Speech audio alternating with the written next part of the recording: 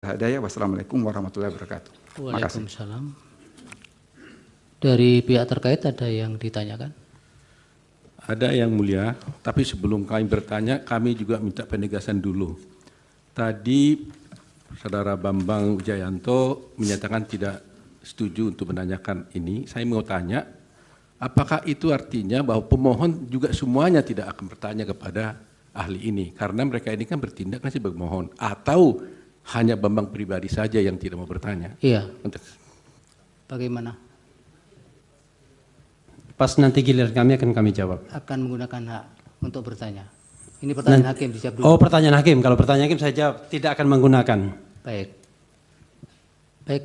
Jadi dari pihak terkait dulu, silakan. Yang mulia, tambahan sedikit, selain solidaritas dengan rekan kami Bambang Wijayanto, karena tadi prosedur resminya juga belum, karena belum ada surat izin. Jadi ada dua hal yang membuat kami tidak mengajukan pertanyaan. Sudah catat tadi. Silakan. Terima kasih Dari yang mulia. pihak terkait. Bisa lanjut Pak yang mulia? Iya. Ya. Pada saudara ahli ya, Bapak Profesor Dr. Edi Hirij. Saya bertanya dua hal saja, nanti dilanjutkan lagi oleh teman saya, Satria Nararya. Yang pertama, konsep lembaga peradilan Mahkamah Konstitusi ini kan dalam sepanjang yang berkaitan dengan perselisihan hasil pemilu, ini kan coraknya adalah speed trial. Karena waktu atau kuota waktu yang disediakan oleh undang-undang cuma 14 hari sudah harus putus. Ini sangat berkaitan dengan bagaimana kira-kira sangat erat kaitannya karakter dan corak menyelesaikan persoalan ini, perkara ini, yang tentunya juga sangat limitatif. Sebagaimana yang didalilkan oleh pemohon selama ini, banyak soal yang memang sangat banyak, yang tentunya sangat tidak mungkin, tidak kompatibel dengan konsepsi lembaga peradilan Mahkamah Konstitusi yang speed trial dan limitatif itu. Nah, ini berkaitan atau beririsan langsung dengan bagaimana teori atau bagaimana prinsip-prinsip pembuktian, bagaimana kira-kira mendudukan real evidence dalam konsepsi pembuktian dalam perkara dengan kecepatan tinggi seperti itu. Untuk bagaimana bisa meneropong semua persoalan, apakah termasuk proses, termasuk tahapan dan seterusnya dalam waktu 14 hari itu. Padahal pemahaman kami bahwa konsep itu bukan demikian, tetapi memang betul-betul hanya sebatas atau membatasi diri pada soal-soal yang berkaitan dengan hasil pemilu. Untuk konteks itu kami butuh saudara ahli bisa menjustifikasi dan bisa memberikan pendapat dan pandangannya secara teoritiknya seperti apa sebenarnya. Sehingga Mahkamah Konstitusi berangkat dari fitrahnya untuk menyelesaikan persoalan ini secara terbatas. Itu yang pertama. Tanpa harus mengabaikan prinsip-prinsip konstitusionalisme atau perlindungan terhadap hak asasi manusia. Yang kedua, tadi telah disampaikan ya, bagaimana semestinya sikap Mahkamah Konstitusi dalam menyikapi legal issue. Jadi salah satu isu penting yang kami underline dalam konteks ini adalah adanya satu vakum reh, semacam adanya kekosongan hukum versi pemohon gitu. Bagi kami tidak ada kekosongan hukum, tapi bagi pemohon kekosongan hukum. Nah, sepanjang terkait dengan isu ini, Mahkamah diminta untuk menyelesaikan soal-soal yang berkaitan dengan abuse of power atau KKN, yang seperti tadi diterangkan oleh saudara ahli, sebenarnya telah diatur juga secara terbatas dalam Undang-Undang 28 tahun 99 tentang penyelenggaraan negara yang bebas dari KKN. Ini sangat beririsan dengan soal kompetensi absolut daripada Mahkamah Konstitusi. Apakah perkara seperti itu atau dalil yang demikian ini bisa dianggap sebagai satu kekosongan hukum, ataukah mestinya harus didorong, Mahkamah harus mendorong persoalan ini untuk diselesaikan di lembaga peradilan konvensional yang lain, seperti di Pengadilan Tata Usaha Negara dan seterusnya. Bagaimana menurut ahli atas isu itu? Kami mohon pencerahan. Terima kasih, dilanjutkan oleh teman kami yang mulia. Silakan. Ya, terima kasih. Melanjutkan pertanyaan dari rekan Bang Fahri mengenai nepotisme yang menurut hemat kami bukan merupakan suatu kebaruan. Mohon penjelasan ahli bagaimana memandang pengaturan mengenai nepotisme berdasarkan peraturan perundang-undangan yang ada di Indonesia, dan kemudian apakah bisa dikaitkan dengan petitum dari pihak pemohon untuk mendiskualifikasi calon pasangan presiden dan wakil presiden tertentu dalam konteks perselisihan hasil umum pemilihan presiden ini. Terima kasih. Baik, dari Pemohon 1 tidak mengajukan pertanyaan. Pemohon 2. Terima kasih Yang Mulia.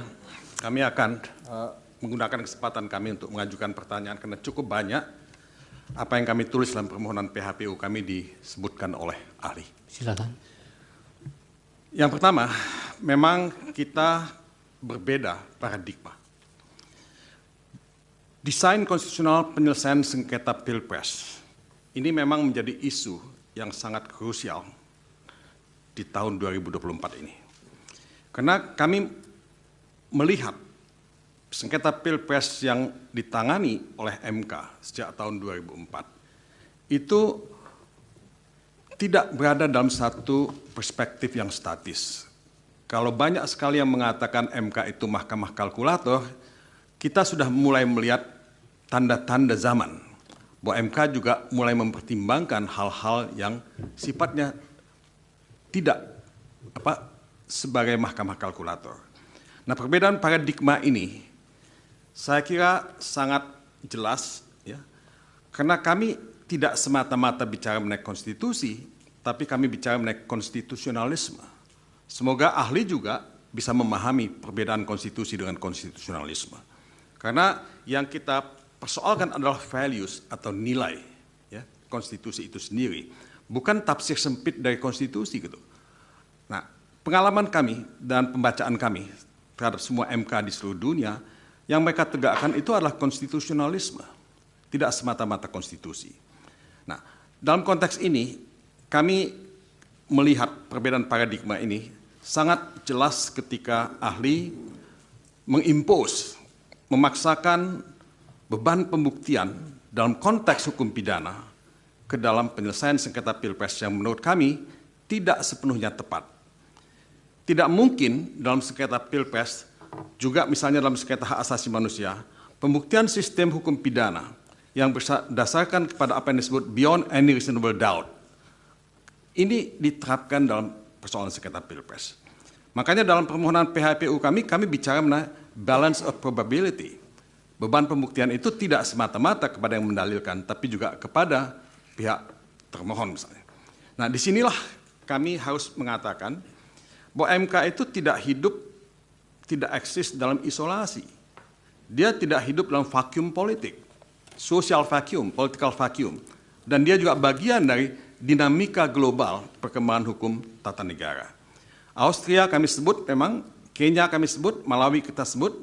Nah, dalam konteks inilah kami hanya ingin menekankan bahwa dalam rangka menghindari apa yang disebut miscarriage of justice, kami keberatan kalau ahli ya, mengimpos sistem pembuktian hukum pidana dalam proses sengketa Pilpres semacam ini.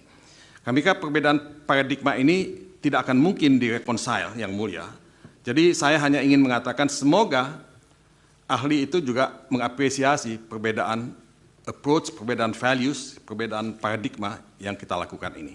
Ini semoga ya catatan ini ya buat ahli ya bisa di-appreciate ya. Yang Mulia, ini pembelaan bukan pertanyaan. Iya. Saya mengatakan perbedaan paradigma. Ya, jadi saya minta dia mengapresiasi itu. Ya. Nanti itu biar direspon ahli, tapi ada pertanyaan tidak untuk Pak? Saya kira ini pernyataan sekaligus pertanyaan Yang Mulia. Oh, baik. Ya, terima kasih. Masih ada yang lain? Terima kasih Yang Mulia. Pertama saya tidak akan, saya kira sudah cukup apa yang diterangkan oleh Pak Mulia tadi mengenai perkara-perkara terkait dengan pemilihan presiden dan kemudian bagaimana diputus di beberapa negara. Saya tidak akan meneruskan itu. Akan tetapi saya akan coba mulai bertanya kepada saudara ahli, apakah saudara ahli membaca pada rapat PAH 1 ke-35 PP-MPR tanggal 25 September 2021, ketika membicarakan Mahkamah Konstitusi ini, apakah syarat pembuktian dalam hal ya, menyelesaikan, memutus perselisihan tentang hasil pemilihan umum, ya, itu dikaitkan dengan pembuktian-pembuktian hukum pidana atau ini pembuktian dengan hukum konstitusi. Ya, ini pertama, karena saya tidak menemukan itu yang mulia dari perdebatan yang terjadi pada tahun-tahun itu. Kemudian yang kedua, tentang pembuktian ini tadi, saudara ahli mencoba membawa sepatutnya pembuktian-pembuktian itu, terutama terkait dengan nepotisme, juga harus dibawa ke arah pembuktian pidana, karena beliau menganggap ini persoalan asas legalitas. Ya. Nah, saya kira kalau kita bicara tentang asas legalitas dalam hukum pidana, pasti iya kita akan setuju itu. Nah, akan tetapi kan bagaimanapun juga perselisihan kita di Mahkamah Konstitusi ini, kita juga bicara tentang hukum administrasi. Ya. Kalau kita bicara tentang hukum administrasi dan juga terkait terutama berhubungan dengan kewenangan-kewenangan Mahkamah Konstitusi, menurut hemat kami pembuktian dengan cara asas legalitas seperti dalam hukum pidana itu tidak diperlukan di sini, karena tadi Pak Mulia sudah jelas menerangkan bagaimana keseimbangan pembuktian dan yang sudah diterapkan di begitu banyak negara di dunia ini. Yang ketiga yang saya ingin juga sampaikan kepada saudara ahli, pertanyaan saya kepada saudara ahli, saya tidak tahu apakah saudara ahli itu sudah membaca atau belum putusan di Kenya, Nigeria, kemudian juga Malawi dan Austria. Austria ini adalah satu negara yang sama dengan kita sebagai negara yang menganut sistem kontinental. Nah, di dalam putusan-putusan itu jelas bagaimana mereka memutus bahwa pihak perkara pemilihan presiden yang membatalkan hasil pemilihan umum. Saya kira itu yang hendak saya sampaikan, yang mulia. Terima kasih. Baik. Dari termohon ada pertanyaan? Dari Bawaslu? Ada yang mulia. Saudara ahli dalam keterangannya telah menjelaskan tentang eksistensi satu kewenangan yang telah diberikan kepada satu lembaga. Bagaimana pandangan ahli terkait manakala satu lembaga yang diberi wewenang oleh satu undang-undang, katakanlah Bawaslu, diberi wewenang untuk menerima laporan dari masyarakat, kemudian Bawaslu menyatakan tidak dapat menerima memproses laporan tersebut. Lebih lanjut karena konteks yang dipersoalkan ini berkenaan dengan hasil, sehingga Bawaslu tidak berwenang menangani karena menjadi kewenangan lembaga lain, yakni Mahkamah Konstitusi.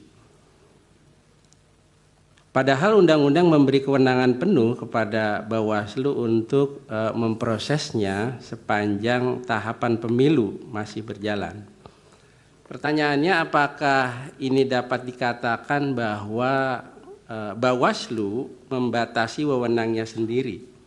Mohon penjelasan ahli. Demikian. Cukup dari Mulia, masih boleh kita? Sudah lewat tadi. Oke. Kan sudah dua juga dari Pak Baik, Mulia. Mahdir dengan Pak Mulia. Dari hakim tidak ada? Silakan. Sedikit, Prof. Sehat ya? Sehat. Ya. Terima kasih. Terlepas dari merit of the case ya, materi pokok perkara ini, kita kan sama-sama melihat juga bahwa yang namanya konsep beban pembuktian dan pengaturan beban pembuktian itu juga bukan sesuatu yang statis, tapi ada perubahan ya. Karena itulah kemudian misalnya dalam hukum pidana kita, meskipun pasal 66 KUHP itu mengatakan terdakwa tidak dibebani beban pembuktian karena inline dengan asas praduga tak bersalah, tapi kemudian diintroduksi dalam sistem kita reversal burden of proof, beban pembuktian terbalik. Nah, artinya yang ingin saya katakan, saya ingin minta pandangan dari ahli bahwa itu bukan sesuatu yang statis, prinsip-prinsip beban pembuktian yang ada apalagi di dalam hukum pidana. Terima kasih Pak Ketua. Baik, terima kasih Pak Arsul.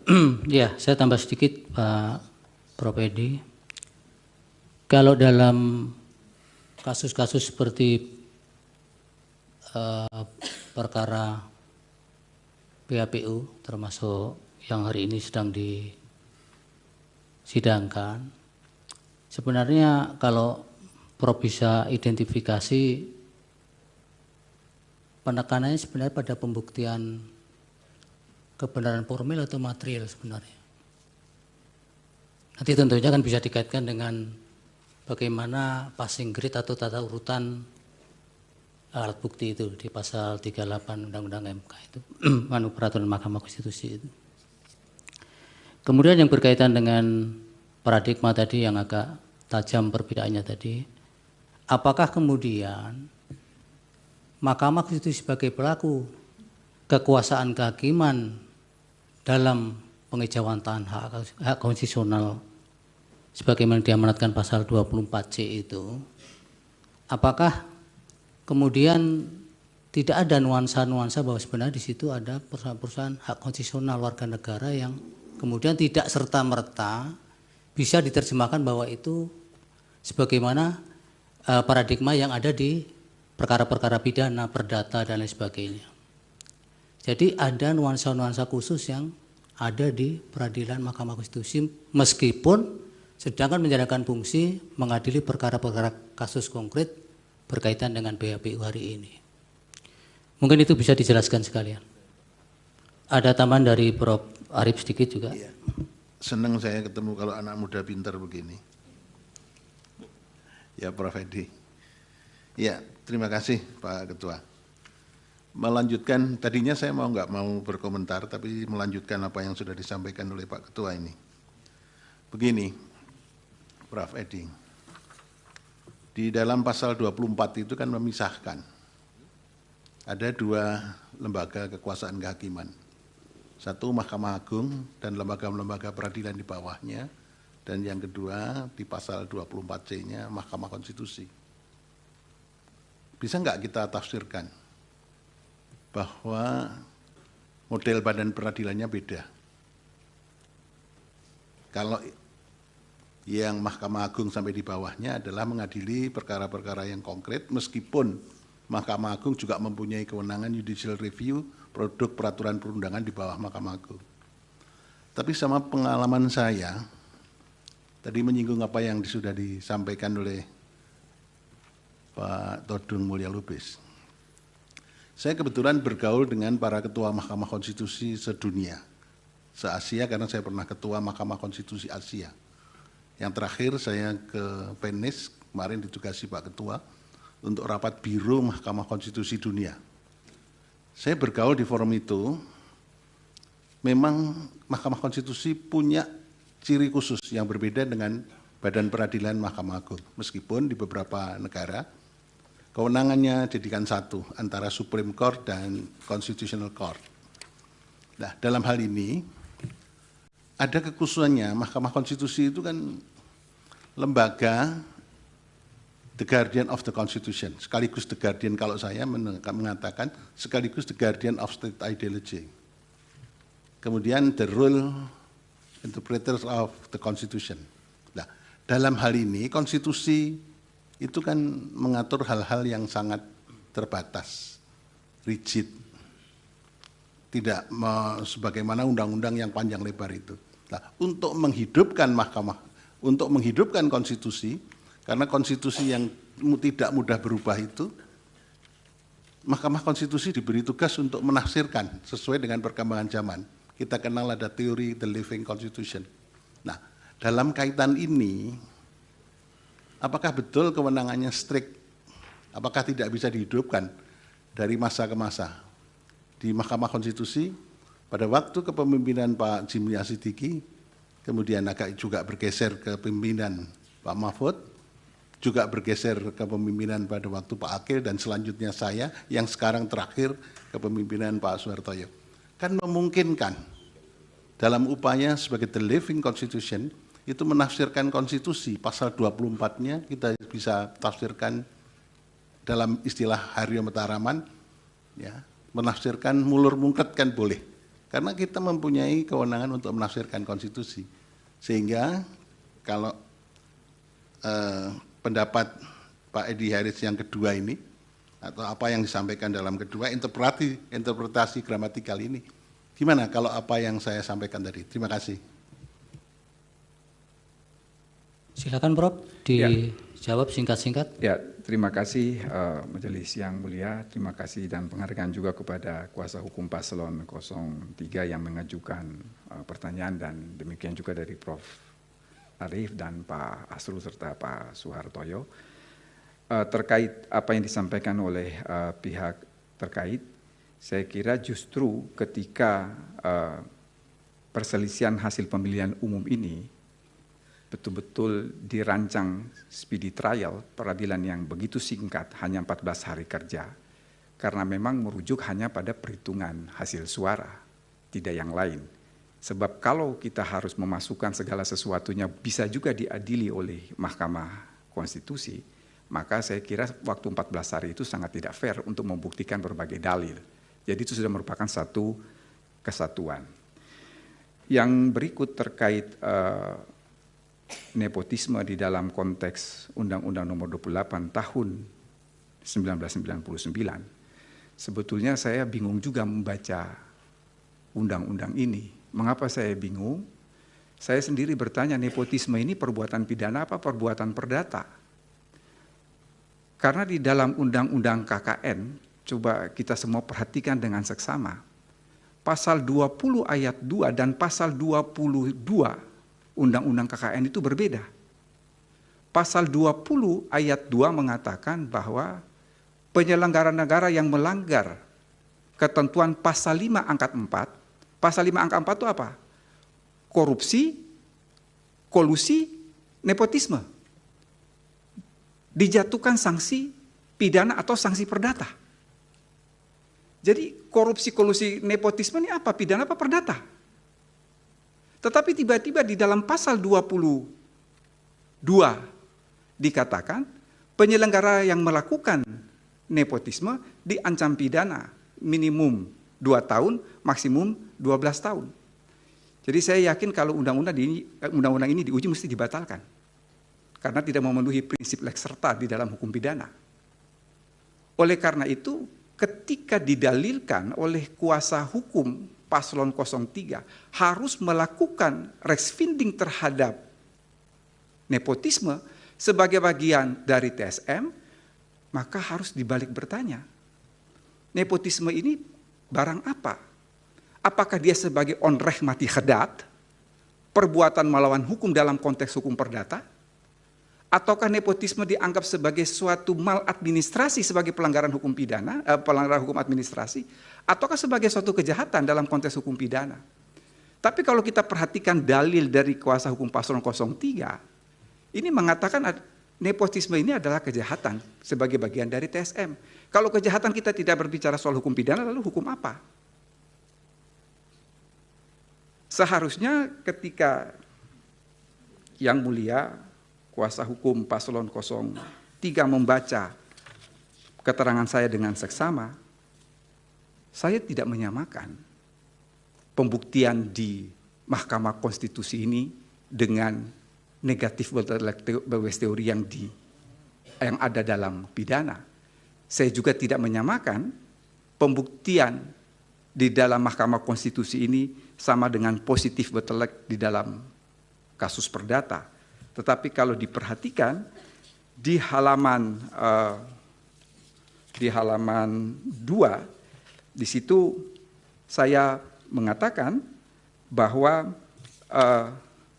terkait pembuktian yang ada di Mahkamah Konstitusi ini adalah mencari kebenaran material dalam bingkai kebenaran formil. Mengapa dalam bingkai kebenaran formil? Coba kita perhatikan dalam konteks pasal 36 Undang-Undang MK. Alat bukti yang utama itu adalah surat. Kemudian baru ada keterangan saksi, keterangan ahli, dan lain sebagainya.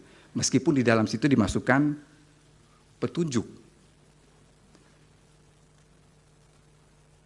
Kita melihat urutan alat bukti seperti ini, berarti seolah-olah pembuktian di Mahkamah Konstitusi ini mengenal hierarki alat bukti. Tetapi tiba-tiba juga dimasukkan petunjuk di situ.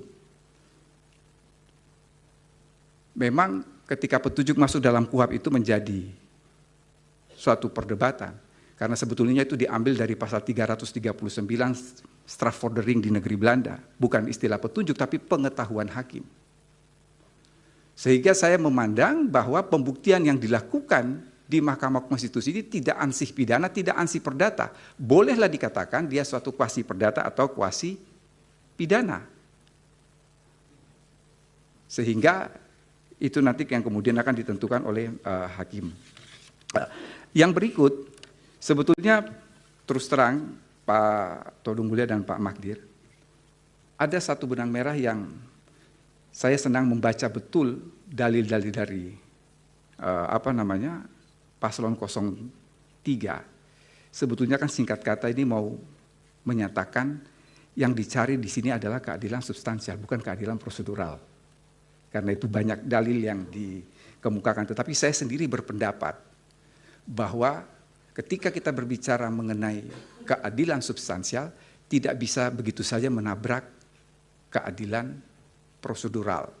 Karena ketika kita berbicara mengenai konteks keadilan prosedural, di situ berlaku asas equisitas sequitur legem. Keadilan mengikuti hukum, bukan hukum mengikuti keadilan. Bahwa di dalam beberapa kasus yang tadi sempat disampaikan oleh Pak Todung, bahwa memang bisa saja keadilan substansial itu ditabrak, tetapi ada parameternya, ada ukurannya, ada 8 ukuran, di mana keadilan substansial itu diutamakan dan keadilan prosedural ditabrak. Dan itu betul-betul terukur, ini ditulis betul oleh Gustav Rasbruch, dan kemudian ada penambahan 3 kriteria sehingga keadilan substansial itu bisa menabrak keadilan prosedural. Yang berikut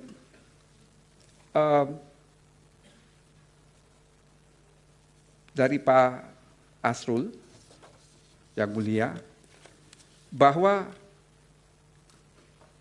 tidak tepat juga kalau kita menggunakan istilah omkering van Boweslas atau pembuktian terbalik. Karena sebetulnya yang ada dalam beberapa undang-undang kita itu bukan pembuktian terbalik. Pasti saya yakin yang dimasukkan itu adalah soal tindak pidana korupsi. Yang ada di tindak pidana korupsi itu adalah pembuktian berimbang.